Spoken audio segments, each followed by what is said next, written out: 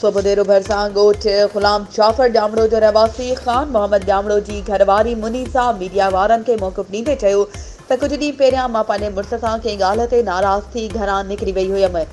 माइट वटि वञी रहियमि त उन माइटनि मूंखे कंहिं जॻह ते परणाइण पिया जेका मूंखे ॻाल्हि पसंदि न हुई त मां पंहिंजे मुड़ुस ॾे वञणु पिए चाहियो त मुख़्तियार ॼामड़ो, ग़ुलाम हुसैन ॼामड़ो ऐं वाजिद ॼामड़ो ऐं हाकिम ख़ातून मूंखे मार कुट कई ऐं सोना वाला ऐं पैसा खसे विया। मां वंझ वठी पंहिंजे मुड़ुस ॾे वयमि। पोइ मुड़ुस साण करे गंबड़ थाणे ते एनसी कराई। मुख़्तियार ॼामड़ो ऐं ग़ुलाम हुसैन ॼामड़ो वाजिद ते, जंहिंखे पुलिस ग़ुलाम हुसैन खे पुलिस ॿधी आई।